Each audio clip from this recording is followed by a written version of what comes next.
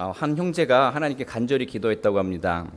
하나님, 결혼을 해서 가정을 꾸리고 살고 싶으니 자매를 허락해 주세요 라고 기도를 했습니다. 기도를 했더니 하나님께서 그래, 그럼 자매를 주면 되겠니? 하나님, 그래도 자매랑 가정을 꾸리고 살려면 돈도 좀 필요합니다. 그래, 그럼 돈과 자매만 주면 되겠니? 네, 하나님. 그래서 하나님께서 이 형제에게 돈 여자를 주셨다고 합니다. 늦게 웃으시는 분은 집에 가서 물어보시면 될 것 같아요.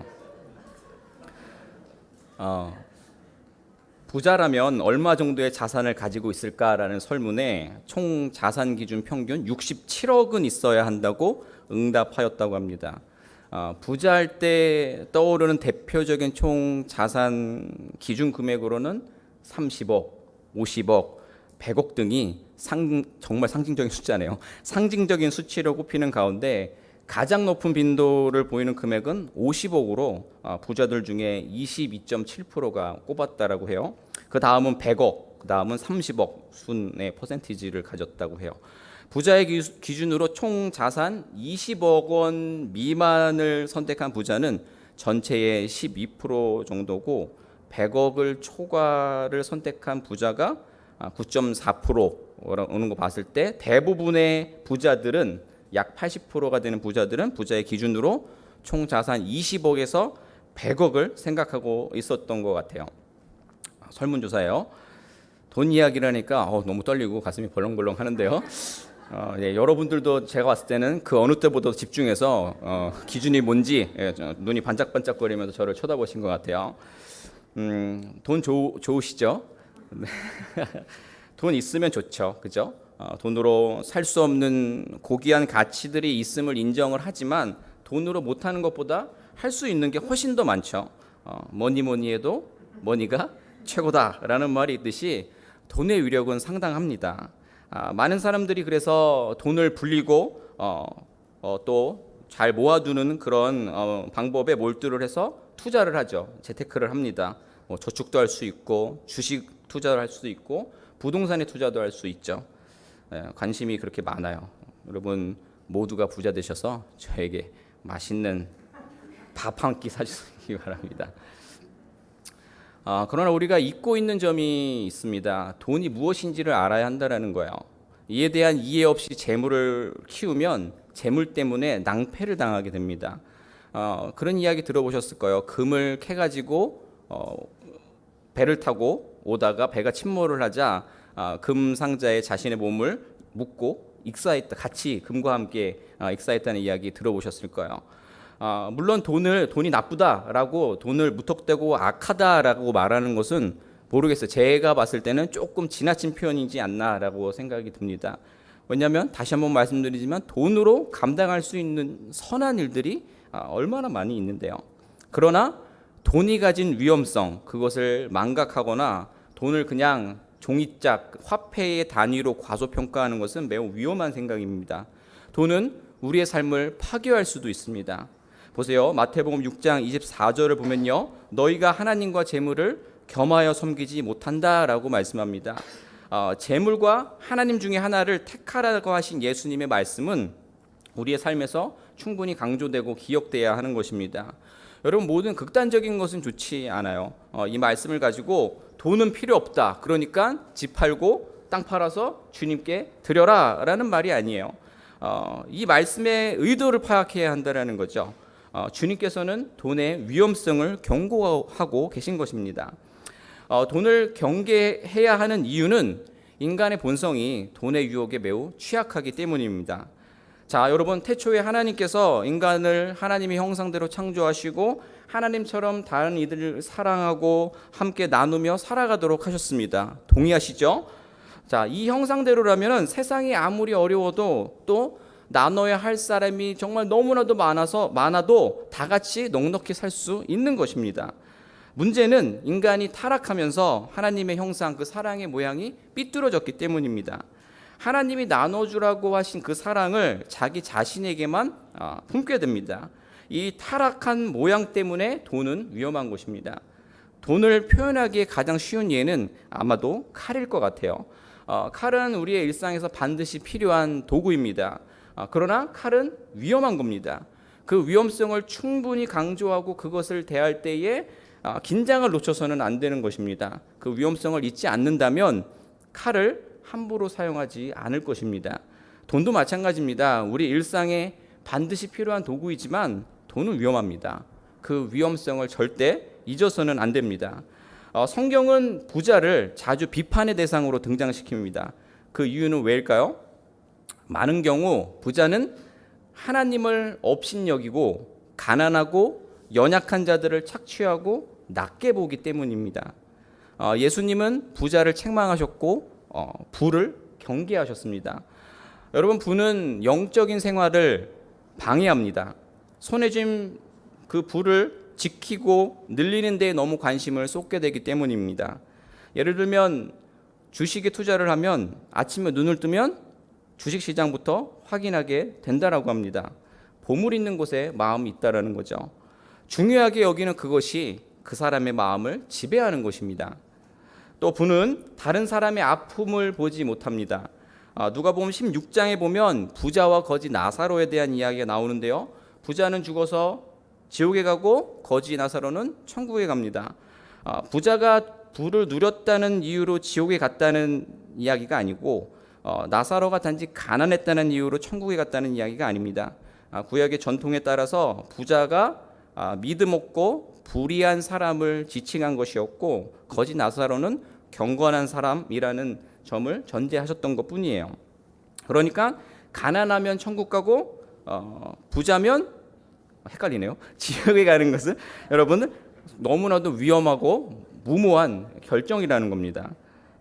여기서 부자는 거지 나사로에게 아무런 관심을 보이지 않았다라는 점이 문제인 것입니다. 자기 집 문 앞에 있는 거지 나사로에게 무관심했다라는 말은 그가 자신이 가지고 있는 부를 통해서 자기의 즐길 것에 몰두했기 때문에 거지 나사로를 발견하지 못한 것입니다. 그 아픔을 보지 못했다라는 거죠. 또한 부는 더 이상 하나님을 믿지 못하게도 합니다. 하나님을 믿는다고 해도 하나님 앞에 별로 기대할 게 없어요. 돈의 힘으로 거의 모든 것을 할 수 있기 때문이에요. 하나님께 기도할 것이라고는 건강 주세요. 아니면 죽은 후의 문제 정도? 네. 그래서 장례를 부탁하기 위해 교회를 나오시는 분들도 있어요.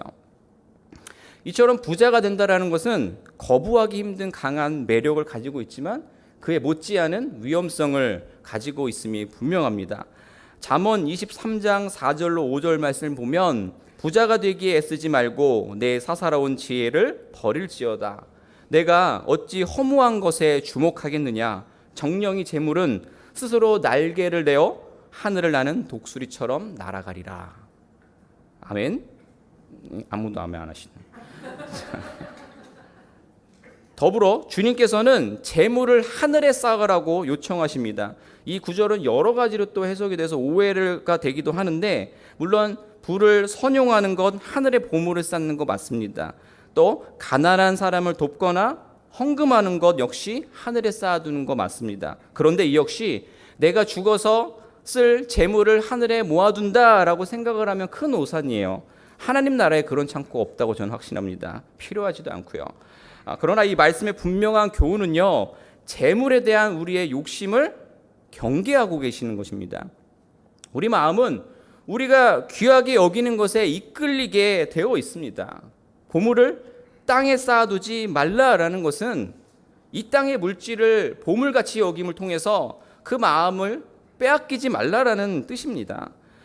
보물을 하늘에 쌓으라라는 말씀은 하나님 나라를 가장 귀한 것으로 여김으로써 우리의 마음이 언제나 하나님 나라를 소망하도록 하라라는 뜻인 것입니다. 하나님 나라와 의를 위한다고 하지만 실제로는 더 많은 재물을 가지려고 욕심으로 하나님을 위한다고 말할 수 있는 것이고요. 하나님 믿는 목적이 이 땅에서 잘 되는 것이 전부가 될 수가 있는 것입니다. 그렇게 되면 우리의 마음은 물질에 묵혀서 하나님의 뜻을 거스르게 됩니다. 하나님을 오해하게 되고요. 일이 잘 안 풀리면 하나님을 떠납니다. 그러니까 다시 정리하면 물질이 악하다는 이야기가 절대 아닙니다. 물질에 우리의 삶이 묶여버리면 하나님에 대한 관심을 잃어버리게 된다는 겁니다. 돈의 힘이 워낙 크고 교묘하기 때문에, 그리고 인간의 욕망을 통제하기가 너무 어렵기 때문에 자기도 모르는 사이에 돈의 노예가 되어 버리는 겁니다. 우리는 더 많은 재물을 얻기 위한 수단으로 하늘의 것을 바라보는 것이 아니라 땅의 재물이 가진 위험과 한계를 알기 때문에 하늘의 것을 바라봐야 하는 것입니다. 우리 마음을 견고하게 하나님 나라에 묶어둘 때에 비로소 돈이 제대로 보이는 것입니다. 그때야 돈을 섬기지 않고 도구로서 사용할 수 있는 분별력이 생기게 되는 겁니다. 이것이냐 저것이냐라는 선택은 한쪽을 완전히 버리라는 그런 말씀이 아니라 마음을 끊음으로써 그것에 대한 바른 시각을 얻고자 하는 것입니다. 여러분, 이것이 돈에 대한 바른 신앙관이라고 저는 확신합니다. 현실적인 이야기로 좀 넘어가 볼까요? 실리콘밸리에서 사는 이들의 공통된 말이 있어요. 뭐죠? 살기 힘들다고. 그죠? 맞아요. 정말 살기 힘든 곳인 것 같아요. 물가와 렌트비, 부동산 가격 등등이, 그죠? 미국 내에서 최고로 꼽히는 지역이죠. 그런데 제 생각에는 이런 곳에서 살고 있다는 것 자체가 엄청난 부자인 것 같은데 일반적인 생각은 그렇지 않은 것 같아요. 비싸서 살기 어렵다는 생각보다는 살기 어려운 이유가 아마도 이것은 아닐까라고 생각이 들어요. 이런 거예요. 연봉이 만약에 1억이면 2억인 사람 바라보고 따라하려고 하고 2억이면 4억, 4억이면 10억을 바라보니까 살기 힘든 것이 아닐까요? 여러분, 10억을 가지고 계시면 50억을 가진 사람과 비교해서 난 너무 가난해, 난 부자가 아니야 라고 생각을 할 거고요. 50억을 가진 사람은 100억을 가진 사람하고 비교를 할 겁니다. 또 반대로 이런 경우 나올 수도 있어요. 굉장히 긍정적이고 좋은 신앙을 가진 사람들이 1억을 가진 사람도 빚에 허덕이는 사람과 비교했을 때 나는 부자구나 라고 생각할 수도 있어요. 또 요즘은 빚도 자산이라고 해요. 신용사회이기 때문에 신용의 구조 안에서 빚을 지었다라는 것은 그만큼의 가치를 자기가 가지고 있다는 것이 그 이유인데요. 어떠한 의미에서든 우리 모두가 부자라고 저는 생각합니다. 동의 아무도 안 해줄 줄 알았는데 감사합니다. 네. 근데 여러분, 제가 이 이야기를 왜 들었겠어요? 객관적인 부자를 정의한다라는 것은 불가능하다라는 말씀을 드리는 거예요. 자, 그래도 한 분은 아멘 하셨지만 많은 분들의 표정은 관심이 부자가 되는 것인 것 같아서 제가 부자 되는 법을 알려드리도록 하겠습니다. 그래서 오늘 설교 제목도 가장 빨리 부자가 되는 법이라고 정한 거예요. 자, 오늘 두 번째 본문 마태복음 13장 44절을 보면 어떤 사람이 밭에서 감추어져 있었던 보물을 발견하고서 숨겨두고 자신의 소유를 다 팔아서 그 밭을 삽니다. 연이어서 진주를 찾는 장사 역시 값진 진주를 발견한 후 자기의 소유를 다 팔아서 그 진주를 샀다라고 말씀하고 있어요. 일단 이 두 사람이 재테크에 아주 능하다라는 것을 우리가 알 수가 있게 되죠. 먼저 밭에서 보화를 발견한 사람을 보면 정황으로 봤을 때 자기 밭이 아니라 남의 밭을 빌려서 농사를 짓는 소작인으로 보입니다. 아니면 돈을 받고 밭일을 하는 노동자였을 수도 있고요. 우리가 그렇게 쉽게 그의 정체를 알게 됩니다. 왜냐하면 그는 보화를 숨겨두고 아주 재빠르게 자기 소유를 팔아서 그 밭을 샀기 때문이에요. 그냥 몰래 보화를 캐내서 가져가는 아둔한 사람은 또 아니었어요. 그 밭이 가지고 있는 보화를 얻기 위해 자신의 전 재산을 투자한 건 아주 영리한 행동이라고 봅니다. 아주 재빠르게 그 누구도 눈치채기 전에 그 밭을 사버립니다. 투자를 아주 제대로 한 거죠. 그죠? 이런 사람들이 실리콘밸리에 와야 그죠? 부자가 될 수 있는 그런 영리한 사람인데. 자, 그런데 조금만 정직하고 올고 드신 분들은 문제를 제기하실 수도 있어요. 밭에서 보화를 발견한 사람을 고소하실지도 몰라요. 왜냐하면 이 사람이 밭에 발견된 보화를 숨겨두었다라는 것은 기본적으로 비양심적이고 부정직한 행동이기 때문이에요. 그래서 제가 LA에 계신 지인 변호사에게 물어봤어요. 이것에 대해서 어떻게 생각하느냐. 그랬더니 답변을 해주셨어요. 우리가 사는 이 미국의 준에서 보면 발견된 보물의 소유권을 발견자의 소유권으로 인정해 주는 주가 있고요. 테넷이나 아이다호는 누가 발견했든지 땅 주인이 갖는다고 합니다. 참고하세요. 자, 우리가 사는 이 캘리포니아는 100불이 넘는 물건을 주었을 때에 경찰서에 가져가야 된답니다. 근데 주인이 나타나지 않으면 그 돈의 소유가 주순 사람의 소유가 된다라고 해요. $250 이상의 물건을 주었을 때는 반드시 신고 절차를 밟아야지, 그렇지 않고 하다가 걸리면 절도죄로 잡혀가게 된다고 합니다. 공교롭게도 캘리포니아에서는 절도죄가 될 수도 있는 그런 상황인 것 같아요. 조심하셔야 돼요. 자, 그런데 보물을 남의 소유일 때 가져간 게 아니라 밭을 사서 소유한 거니까 법적인 책임은 또 없는 것 같아요. 자, 변호사 여러분들, 이 농부를 변호해 주시길 바랍니다. 하지만 여러분, 양심상 남의 밭의 보물을 발견하면 그 밭주인에게 사실을 말하는 것이 정직하고 의로운 게 맞겠죠? 주인을 속여서 그 밭을 산 겁니다. 기가 막힌 수완으로 보이지만 성경적인 바른 가르침으로 봤을 때에 그 범위를 벗어난 것은 아닐까 생각을 해봅니다. 여러분들의 가정에서나 목장에서 토론의 주제가 될 만한 그런 논란의 장면인 것 같아요. 자, 그러면 왜 예수님께서 도덕적, 윤리적인 논란을 만들 수 있는 이 농부의 이야기를 하셨을까요? 여기서 예수님께서는 도덕적이고 윤리적인 부분을 제쳐두고 부자 되기 위한 방법을 가르쳐 주신 거라고 생각할 수 없습니다. 그렇지 않나요? 우리 주님께서 야 얘들아, 뭐니 해도 뭐니가 최고니까 어떠한 수단과 방법을 다 가리지 않고 양심 같은 거는 제쳐두고 신경 쓰지 말고 쟁취해라 라고 하신 건 아니잖아요. 그죠? 이렇게 우리 주님께서는 종종 말씀을 통해서 우리가 헷갈릴 만한 말씀을 여러 하셨어요. 그런 거를 이제 전문용어로 난해구절이라고 하는데, 여러분, 난해한 구절을 만났을 때에 항상 그 비유의 말씀에 여러분 핵심을 발견하셔야 돼요. 자, 다시 돌아가면 땅을 산 그 도덕성과 윤리성에 대한 포커스가 아니라 보물의 가치, 그 보물을 어떠한 방식으로라도 반드시 소유해야 한다라는 비유의 말씀을 하고 계신 것입니다. 여러분, 이 말씀은 비유예요. 그 상황의 오류에 빠져서 야 이거 농부의 부도덕성과 윤리성과 또 주님께서 부자된 수단과 방법을 가리지 않고 해야 된다, 이렇게 말씀하면 안 되는 거예요. 여러분, 이것을 통해서 주님께서는 하나님 나라를 말씀하고 계시는 거예요. 그 가치에 대해서 말씀하고 계신다라는 거예요.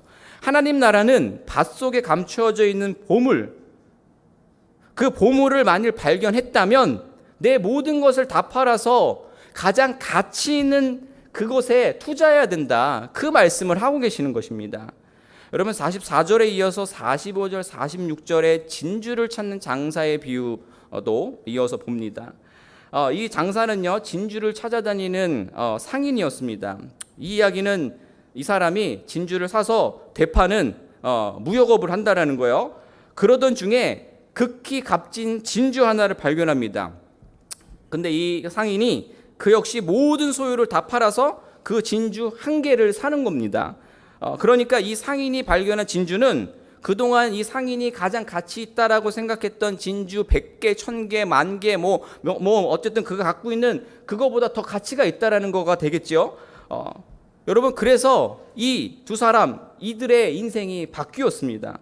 성경에 기록되어 있지는 않지만 그들의 인생이 이전과 완전히 뒤바뀌었다라는 것을 우리가 생각해 볼 수가 있게 돼요. 부자라는 말이 이들의 이름 앞에 놓여졌을 것입니다. 뭘로 인해서요? 그들이 발견한 보물 때문입니다. 부러우시죠? 부러우면 지는 겁니다. 여러분, 여기서 깨달으셔야 합니다. 저와 여러분들의 인생이라는 밭 속에 발견되어 있든 아직 발견하지 못했든 세상에서 가장 값진 보물이 있다라는 겁니다. 바로 예수 그리스도라는 보물입니다. 농부와 상인 모두 최선을 다해서 살아왔을 겁니다. 그런데 어느 날 우연히 지금껏 가졌던 가치와 비교할 수조차 없는 것을 발견했을 때의 그들의 행동을 보십시오. 자신들이 가지고 있는 모든 것과 바꿉니다. 저와 여러분들이 우연히 발견한 보물은 세상 그 어떤 것과도 바꿀 수 없는 최고의 가치를 가지고 있습니다. 이것이 복음, 하나님의 나라인 것입니다. 하나님의 나라는 예수님이라는 보물을 소유해야 우리에게 임하는 것입니다. 예수님을 우리가 소유한다는 표현은 신학적인 표현인데 조금 불량하죠. 이걸 믿음의 언어로 바꾸면 하나님 나라는 예수님의 가치를 깨닫고 그분께 속한 인생에게 임하는 줄로 믿습니다. 이는 우리로 하여금 많은 것을 생각하게 합니다. 여러분들은 하나님 나라를 발견하셨나요? 하나님 나라는 어떤 곳인가요?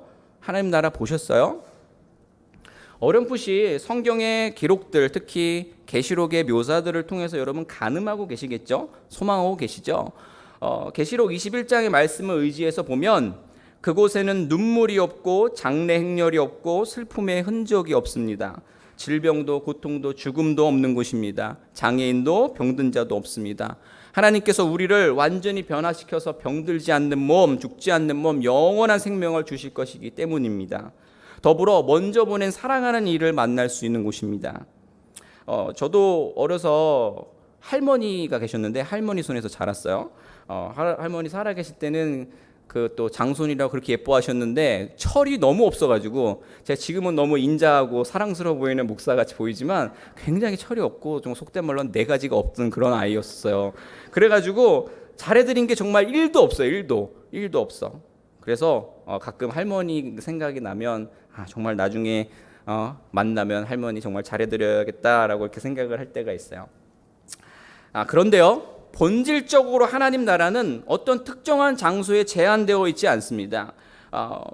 죽어서 가는 어떤 장소, 그곳만 하나님의 나라라는 논리라면, 여러분 잘 들으셔야 돼요. 그곳만이 하나님의 나라라는 논리라면 우리가 살고 있는 이 땅은 지옥이 되는 거예요. 이해되셔야 돼요. 자, 우리가 소망하는 그곳도 하나님의 나라고 우리가 사는 이 땅도 하나님 나라여야만 하는 것입니다. 천국은 이런 모양 저런 모양이더라 라는 것에 관심을 갖는 것보다는 하나님 나라가 가지고 있는 가치와 의미가 훨씬 더 중요한 것입니다. 저는 하나님 나라를요, 이 성경 말씀을 통해 확실히 보았습니다. 하나님 나라는요, 예수 그리스도가 계신 곳입니다. 2013년도에 방영된 천국의 계단이라는 드라마가 있었어요. 이걸 아시는 분들은 옛날 사람이에요. 거기서 남주인공이 여자 주인공에게 이렇게 말합니다. 그 어떠한 지옥 같은 인생이라도 내가 있는 그곳이면 나에겐 천국이야. 너무 멋있는 말 했죠. 그죠? 누가복음 17장 20절 21절 예수께서 대답하여 이르시되 하나님 나라는 볼 수 있게 임하는 것이 아니요 또 여기 있다 저기 있다 못하리니 하나님 나라는 너희 안에 있느니라. 아멘. 네, 그렇습니다. 예수 그리스도가 계신 곳이 바로 천국, 하나님 나라인 줄로 믿습니다. 여러분 하나님 나라 소망하십니까? 하나님 나라가 어떤 곳인지 조금만 더 볼게요. 성경은 회복될 새하늘과 새 땅에는 이렇게 살 것을 확실히 기록하고 있어요. 제가 굉장히 좋아하는 하나님 말씀인데 이사야 11장 6절로 9절입니다. 우리 같이 읽을까요? 이사야 11장 6절로 9절입니다. 그때에 이리가 어린 양과 함께 살며 표범이 어린 염소와 함께 누우며 송아지와 어린 사자와 살찐 짐승이 함께 있어 어린아이에게 끌리며 암소와 곰이 함께 먹으며 그것들의 새끼가 함께 엎드리며 사자가 소처럼 풀을 먹을 것이며 젖먹는 아이가 독사의 구멍에서 장난하며 젖된 어린아이가 독사의 굴에 손을 넣을 것이라. 내 거룩한 산 모든 곳에서 해됨도 없고 상함도 없을 것이니 이는 불이 바다를 덮음같이 여호와를 아는 지식이 세상에 충만할 것임이니라. 아멘. 요한복음 14장 23절입니다. 예수께서 대답하여 이르시되 사람이 나를 사랑하면 내 말을 지키리니 내 아버지께서 그를 사랑하실 것이요 우리가 그에게 가서 거처를 그와 함께 하리라. 아멘. 바로 여러분 이 말씀의 이 황홀한 광경이 우리가 하나님께 쓰임받아 만들고 누려야 하는 하나님 나라인 것입니다. 오늘 마태복음 13장 이 두 비유는요 공통점이 있습니다. 가장 가치 있는 것들을 위해 모든 것을 희생해야 한다는 것입니다. 그리고 다른 점은 첫 번째, 농부에게서는 노력 없이 그냥 주어지는 복음의 가치가 발견됩니다. 그리고 상인의 이야기를 통해서는 가치 있는 진주를 찾아다녔던 그 열심이 필요하다라는 것을 우리에게 각각 말해주고 있어요. 여러분, 우리가 구원받은 것은 행위 때문이 아니라 하나님이 허락하신 믿음에 의해서인 줄로 믿습니다. 오늘 우연히 보물을 발견한 농부처럼 말이죠. 동의하시죠? 하지만 구원받는 것으로 모든 것이 다 끝났다라고 생각해서는 안 되는 것입니다. 하나님께서는 모든 만물을 인간에게 맡겨 관리하게 하셨고 우리를 그렇게 청지기로 부르셨습니다. 주인이 맡기신 것을 주인의 뜻대로 잘 관리하는 것이 청지기의 역할인 것입니다. 이 역할을 게을리한다면 어떠한 식으로도 책임을 져야 하게 될 것입니다. 마태복음 25장 30절이에요. 이 무익한 종을 바깥 어두운 데로 내어 쫓으라. 거기서 슬피 울며 이를 갈미 있으리라. 아멘.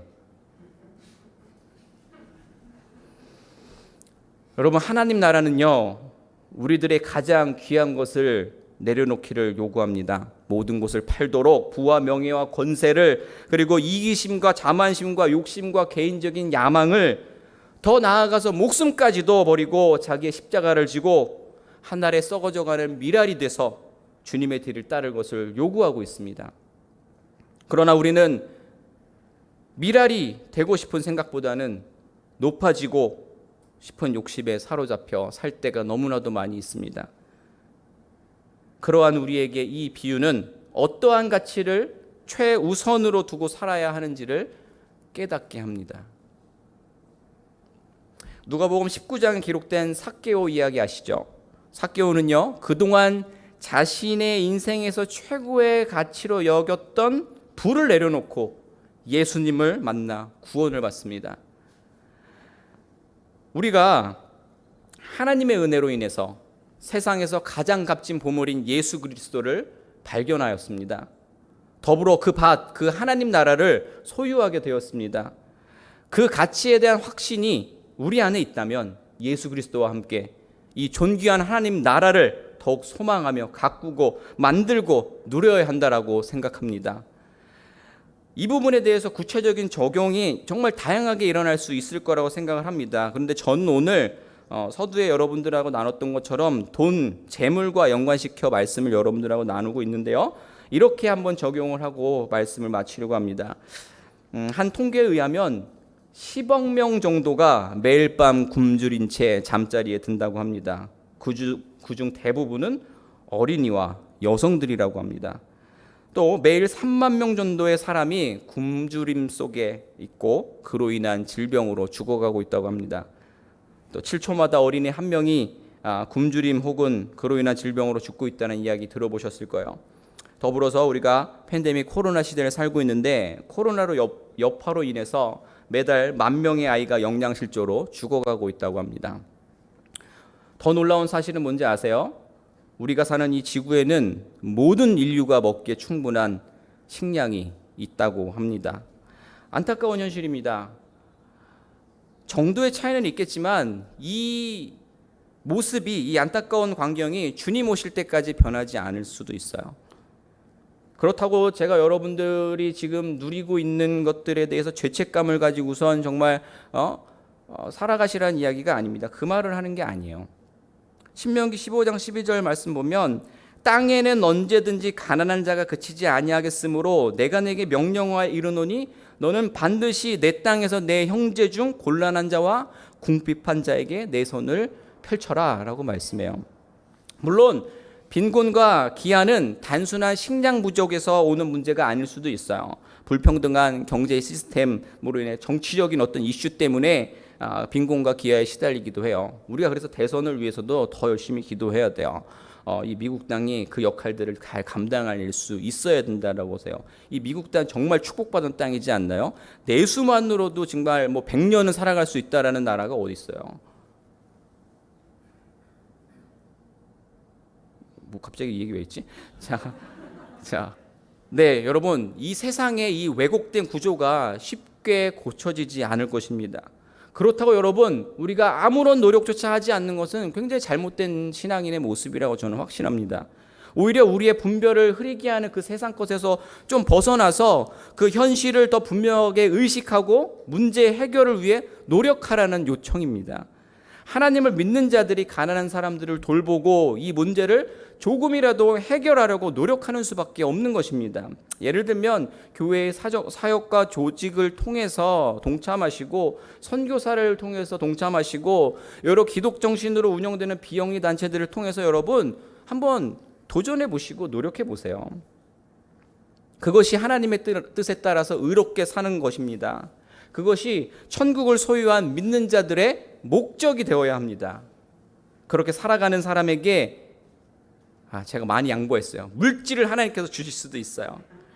그러면 그 물질의 복을 받은 사람이 만약에 성숙한 신앙인이라면 하나님 주신 물질을 나 혼자 누리는 것이 아니라 모두 함께 행복하게 살기 위해서 노력하고 그렇게 살아갈 것이라고 저는 확신합니다.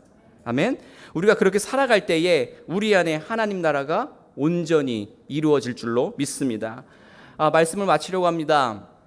사도행전 3장에 보면 사도 베드로와 요한이 나면서부터 못 걷는 거지를 만납니다. 거지에게 최고의 가치는 돈입니다. 그죠? 오늘을 살려면 돈이 필요하니까요. 당연합니다. 그러나 구걸하는 거지에게 베드로가 말합니다. 은과 금은 내게 없거니와 내게 있는 것을 너에게 주노니 곧 나사렛 예수 그리스도의 이름으로 뭐라고요? 감사합니다. 걸어라. 여러분 인생에서 현재 가장 가치 있는 것이 무엇인가요? 그 어떤 금은보화보다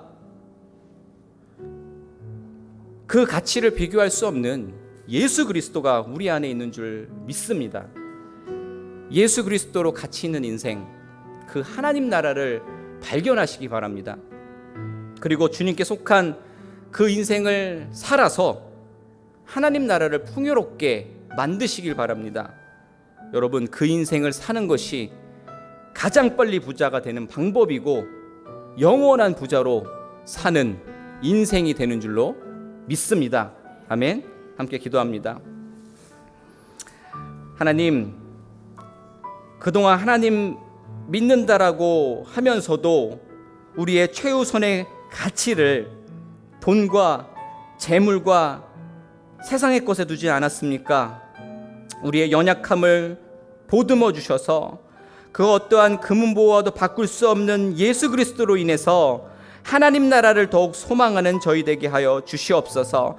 예수 그리스도로 인한 가치 있는 인생을 살아내서 정말 하나님 나라를 풍요롭게 만들고 살아내는 저희들로 쓰임받게 하여 주시옵소서. 감사하며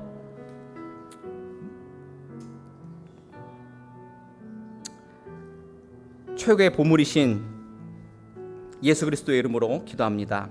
아멘.